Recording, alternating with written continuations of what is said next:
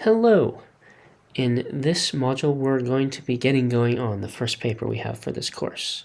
So our first paper is going to be due on Saturday, April 10th, which is about 2.5 weeks from now. And we're going to have a couple of different assignments sort of building up to writing that paper. And so I want to get us all going off the ground with that. And so that's what this module is going to be about. It's just going to be about some paper issues.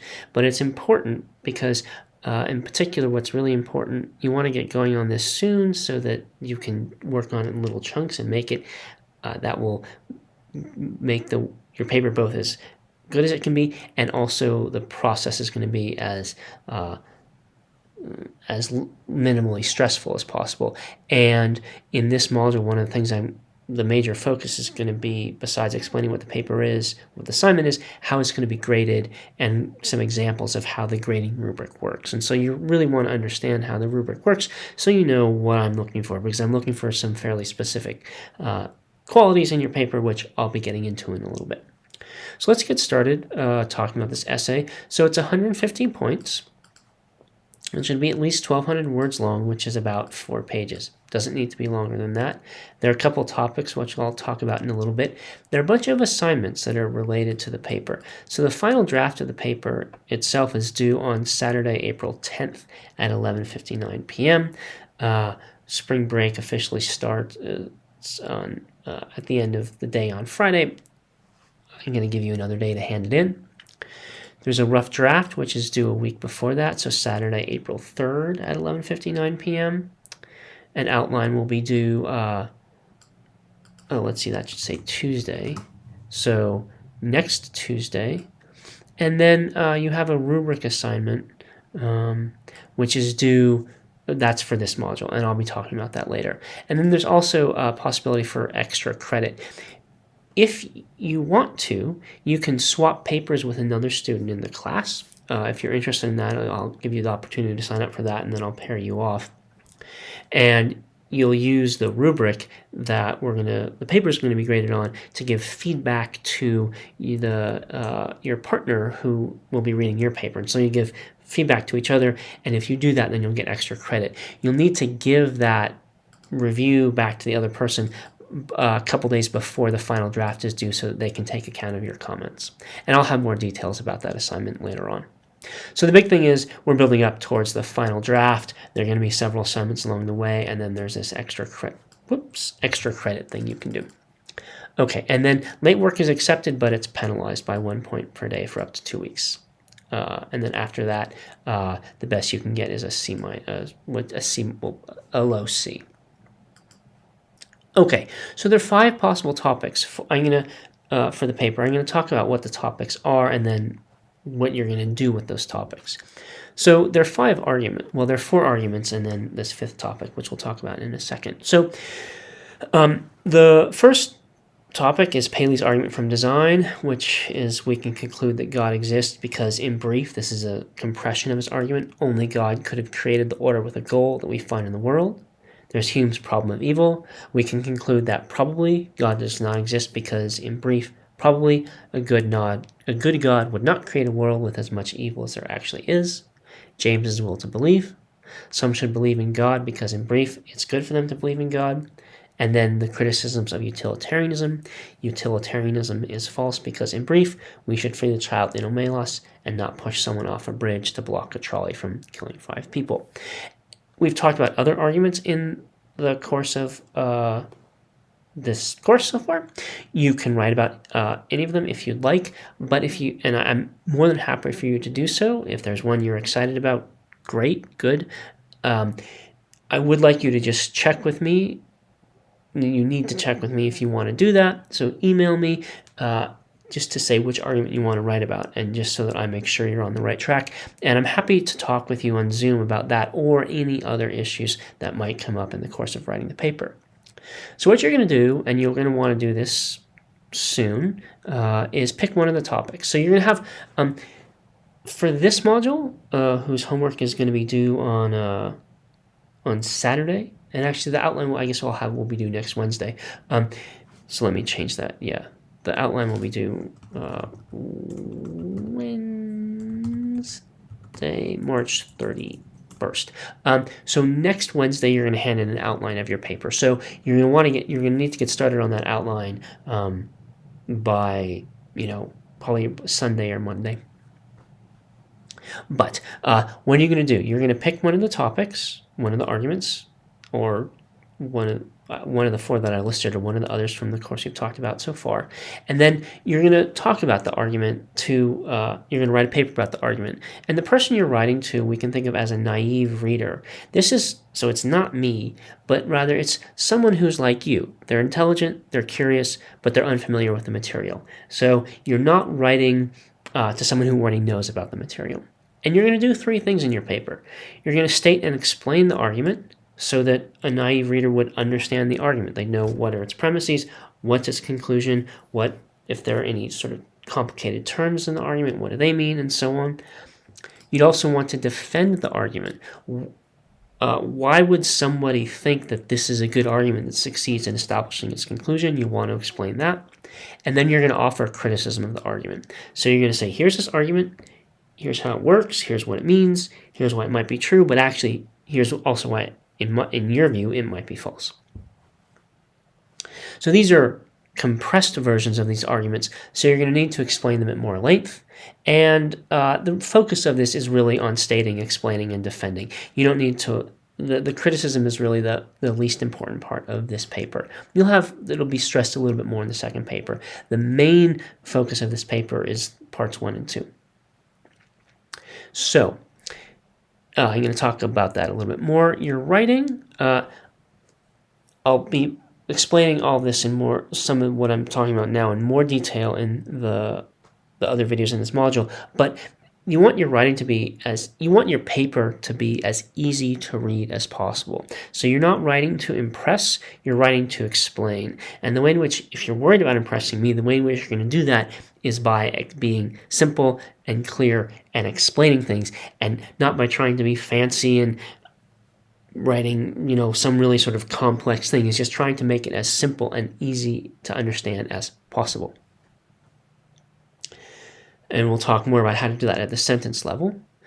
At the overall structure of the paper, your paper should have clearly flagged sections so that each point in the paper, it should be clear, what are you doing? Are you stating the argument? Are you explaining it? Are you defending it? Are you criticizing it? So this is not like a book report. You're going to pick one of these topics. So Paley's argument or Hume's topic or whatever. You're not going to go and explain the whole article and just say, well, first Hume says this, and then he says that, and then he says the other thing. So it's not a book report. It's an argument, statement, explanation, criticism paper. So the topic of your paper is the argument, and so the paper should be organized around that. So you're saying, here I'm stating the argument, here I'm explaining it, here I'm defending it, here I'm criticizing it. And so it should always be clear to the reader which of those things you're doing. To help with that, you should have an introductory paragraph that will tell the reader that should say what the topic of the paper is going to be and what the overall organization of the paper is going to be. So I'm going to state this argument, and then I'm going to explain it and defend it, and then I'm going to criticize it, is basically what that introductory paragraph should be, in a little bit more detail than that.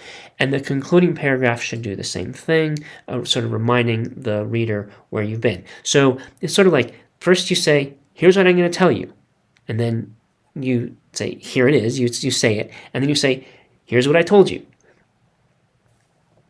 Each paragraph should do just one thing, and it should be clear what it's doing. So the paragraph can include a sentence stating what that one thing is. So it might be saying, here's what we mean by God, or here's what the first premise of Paley's argument means, or here's why Paley thinks the first premise is true, or here's what Paley means by order with a goal, or whatever. So each paragraph should be doing just one of those things. So explaining a term, explaining why a premise is true, explaining what a premise overall means, giving an example of a premise, just one thing.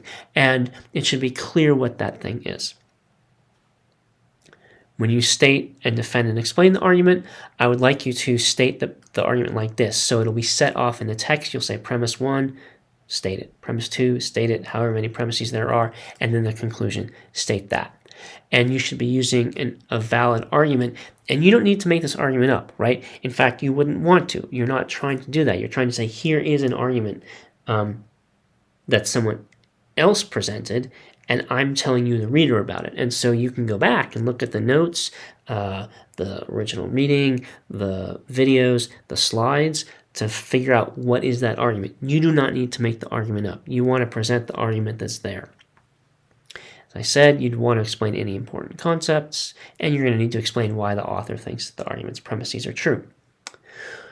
The last part of the paper, the least important part, but it is important, is that, and you might be most excited about this, is that you're going to get to criticize the argument that you're discussing.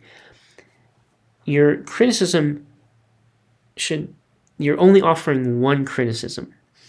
And you're offering a criticism of the argument, not of the conclusion. So you're saying whether or not the conclusion is true. Maybe the conclusion of the argument is true, maybe it's not.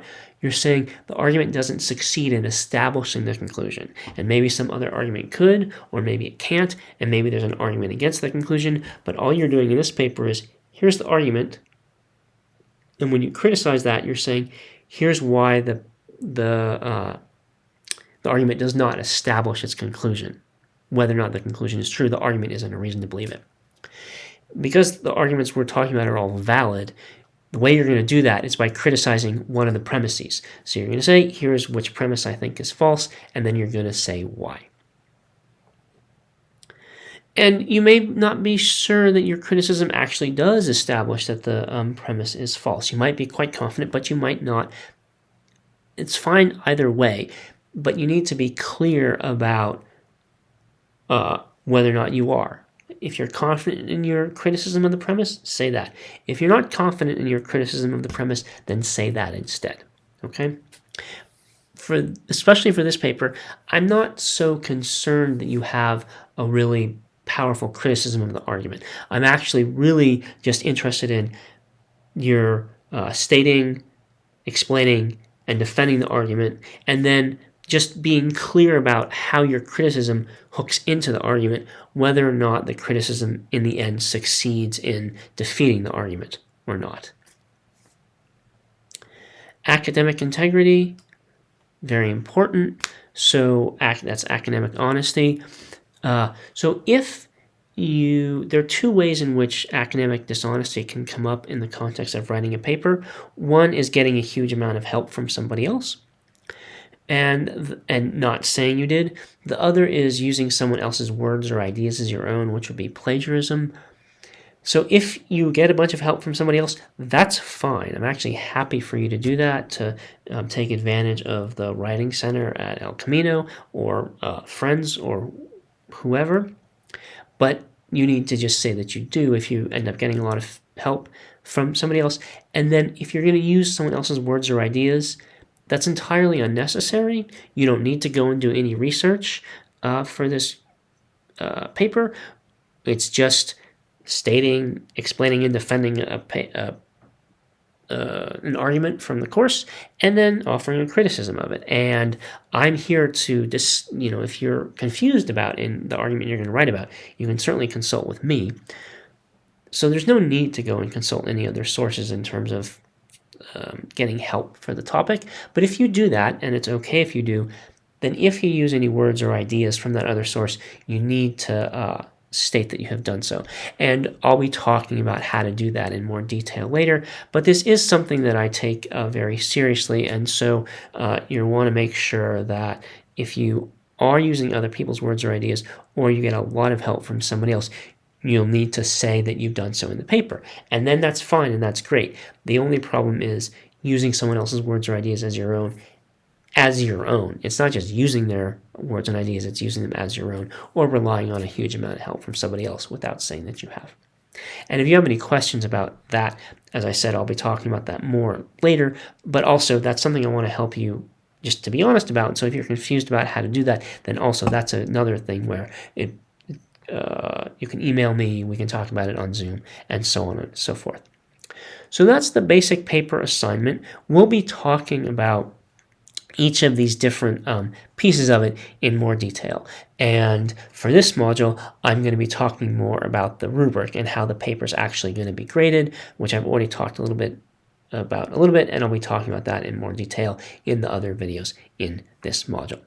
So if you have any questions, check out those videos and let me know about those questions you have.